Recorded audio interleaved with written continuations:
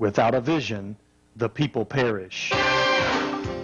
Welcome to Vision Plus, a program featuring a positive outlook, dealing with everyday situations of marriage, children, and business. Believing Philippians 4:13, I can do all things through Christ who gives me strength. Teacher, author, speaker, delighting audiences from New York to Sacramento with a heart and message for the people today. Bonnie would like to remind you of the 800 number on the screen. Please feel free to call at any time throughout the broadcast and share your concerns. Leave your prayer request and someone will pray with you. And now, teacher, author, and speaker, Bonnie Libhart. Hello and welcome. I'm Bonnie Libhart, and you're watching Vision Plus. And we want to thank so many people here for being here. Dr. Nixon is here.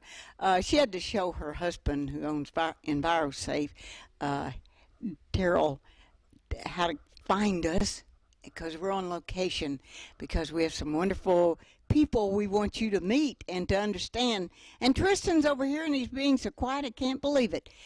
He goes to that wonderful school, and he's in the special program that is the gifted program, so of course he would be good.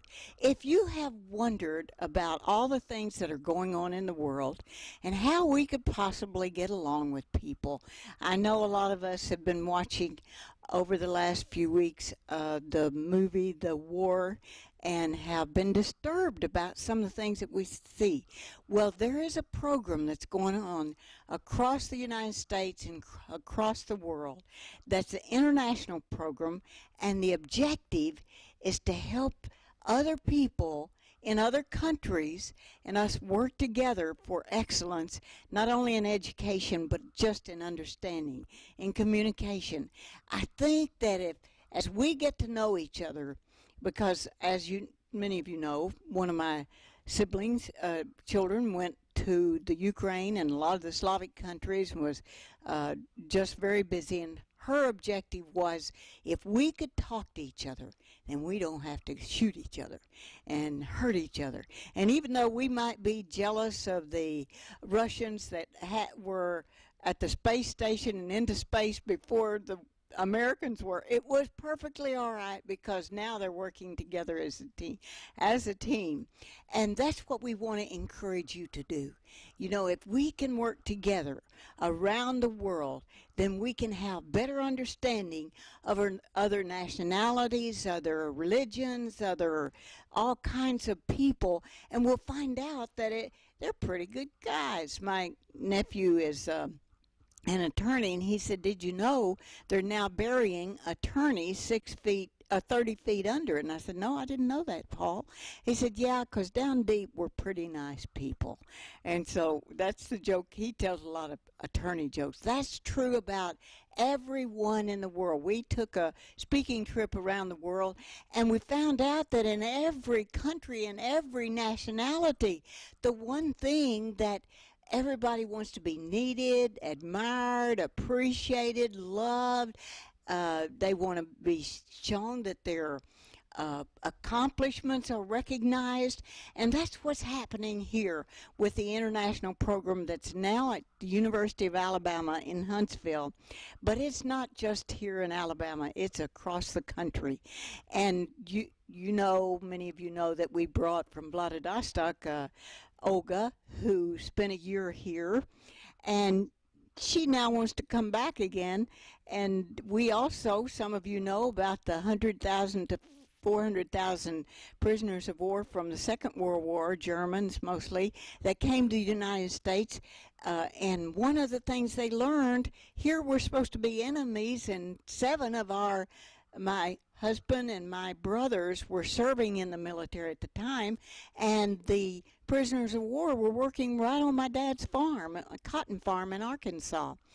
And we found out that, hey, when you get to know people as friends, we're pretty neat people deep down. So that's what we want to say. One of my very dearest friends is Dr.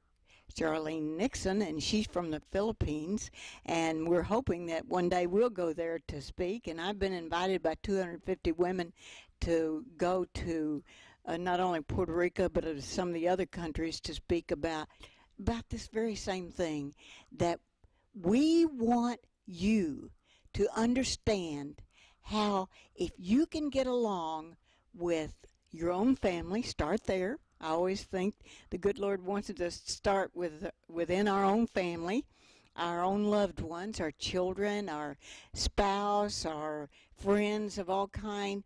And then if we can get along with that, then maybe we can get along with our neighbors. We have a wonderful neighborhood program here at Village of Providence where we live. And then if we can get along with our neighbors, maybe we can get along with the people in our state. And if we can get along with the people in their state, maybe we can get along with people around the country and then around the world. And in order to do that, we wanted you to meet two of the people. Over the last 5 years, we've had several that came as part of the international program. Now, we're doing a lot of wonderful things here in Huntsville with these people. They're here, they're educators, they're here for about 6 weeks, and some of us have an opportunity to be host families. I think Dr. Nixon and Terrell and the whole family are going to be possibly host families in the future. I got to meet a lot of Dr. Nixon's friends from the Philippines when she had a wonderful party. These two that are with me didn't get to go. They were too busy doing other things. We sometimes get too busy going shopping. No, they weren't going shopping, I'm sure. But they have had a few days of going shopping. We have lined up for them to go to the Helen Keller House, to the Museum of the Huntsville Museum of Art, the Early Works Museum, Side Quest, so many things. Going to a typical family and Madison Fair that's coming this weekend, where there'll be a lot of crafts. Next weekend, there'll be a lot of crafts and things that are done so they can see a lot of the local flavor. But I know today we were running a little bit late because their computer program, computer training they were going through, which Dr. Nixon teaches a lot, seemed to run a little bit late, but they're here now. And also, they're going to have an opportunity to teach for a couple weeks. And I believe they're going to River, where are you guys? McCon. Okay, they're going somewhere in this area to teach. All right. So first of all, I want you to help me welcome one of the most wonderful people that you could possibly meet, both of them. And the first one you're going to meet is, I call her Helen, but it's Olen. Say it. Well, my name is Olena. Olena. If you are interested, my surname is Sveredenko. I am from Ukraine. It's such an honor for me to be here, to stay here, to meet such nice people. And I hope that I will really make a lot of friends here. So I haven't even thought that Americans are so friendly. They are so polite. They are so open people. And I hope that it has always been my cherished dream to come and visit America. But now I feel so excited and I feel so anxious. But you see, it's a pity that some Americans don't know anything about Ukraine. They haven't even heard of it. And I just wanted to show you some of our Ukrainian symbols that maybe you have seen them somewhere and you will recognize them right now. So this is our Ukrainian flag, which is yellow and blue. That means sky, and that means wheat. And I come from a very famous city, which is located on the river Dnieper. It's very huge and long river, and it is famous for, so that's our coat of arms. It's famous for Cossacks that lived many years ago, and they defended our city. They built a fortress, and so our city has, well, by the way, here he is, one of the Cossacks. Well, it has been embroidered by one of my relatives. So they have lived many years ago, and people all over Ukraine know our city very well. Now, you teach the high school. Tell us what you teach over there. And since they've had such a pressured course while they're here. We hope they go back and they are very empathetic and don't give all that homework. And maybe they could even say, I understand what you're going through with all this homework. Tell us what you teach over in the Ukraine. So our schedule is very tense. I was wondering how Americans can take only 7 subjects out of the list, and our Ukrainian students are supposed to take about 20 subjects, and it's very hard, and sometimes there isn't enough life in our studying, like our lessons are not very lively. And here I have learned some methods such as problem-based learning, planning of the lessons. They're very interesting, they're cute, and I think we can easily apply them to our system of education. Sometimes, or even I try to make it very often, but I try to use project works at my lessons. So I hope that visiting Huntsville University will help me a lot, and I will imply everything that I study here in Ukraine.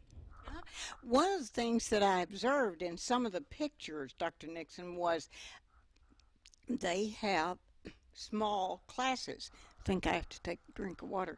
So how is that different here? We have small classes, maybe not very small. My class is about 30 people, but it is normally divided into 2 groups. One group study English profoundly and another study mathematics, for example. And so we can be divided into groups and we take all the subjects in these groups. That can be that can seem maybe small groups for you, but I have also noticed your interest that they are sitting straight this way, holding their hands like this and putting them on the desk, and they are not very emotional, but that happens not in all classes. I try to make my children very energetic and active at the classes. What all ages do you teach? What do I teach? I teach English. English. I mean the English language. Of what? Yes. I teach different ages, from elementary to the 11th grade. That's upper intermediate, I suppose. So, and I teach the English language, country study. I mean the English, the study of Great Britain and of the USA, English literature, and American literature as well. That's so wonderful that you do that. And we need to study. We study world history, but we don't get as close maybe in learning all the things we should about the Ukraine. And a place Tony and I stopped when we were on our speaking trip around the world was New Delhi, India. Now, how far? And our next person, Sukanya, is from India, and she brought me a wonderful gift her children made. So, Sukanya, welcome, and tell us what city you're from, how far from major city like Bombay or New Delhi. Hello, everybody. I'm Sukanya Chakravarti from India. I come from Surat, which is located in the western part of India, and it is near to Mumbai. It is around maybe 3 hours journey from Mumbai. And You teach what? I teach mainly social studies, and as and when required, I help my English department also. And another thing is disaster management. Yes. Tell us a little bit about that. What we need that occasionally. Okay, like at present, before going to disaster management, I would like to talk about India. At present, India is going through a total revamping of everything. It's in a developing march, in fact, a promise to build a great India. So keeping that in mind, we are changing a lot our economy, as well as brought about a very important step in globalization. At the same time, education system also needs to be revamped, was thought by the government. And we are revamping our education system also. So we have incorporated many subjects, and among them in social studies, one of the most important subjects is disaster management. And as I say to my students, disaster management is not just a subject which teaches you about different disaster, but it's a very important subject because it gives you survival skill. It teaches you because there are many things and many natural happenings which we can't stop. We can't stop an earthquake, but of course we can take some mitigation measures maybe to stop it from being a very devastating disaster. Keeping this objective in mind, CBSE has started one important subject that is known as disaster management, in which we mainly talk about the phenomena, the natural hazards that really takes place like earthquake, floods, and cyclones, because tsunami. The eastern part of India is prone to cyclones. The west, we are a multi-hazardous. We have all hazards you talk of. So in that we mainly teach the students. They make a checklist, the do's and the don'ts which they should be doing, the different mitigation measures that they should be taking. And one of the most important, like in project form we teach, is the community, because it's believed one of the person who really can help is the community before the disaster management people, the experts come in. So the community approach is taken into consideration and we teach that.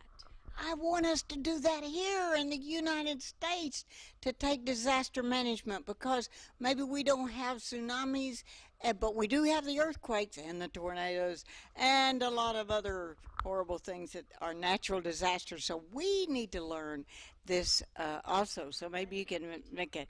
Like at present, I would like to tell we are celebrating, or we are like observing a disaster management week, in which we are going to, the students are going to do role play, they are going to do street play. It's back home, I got a mail from my friend that we are missing you a lot because we are in the march of doing that.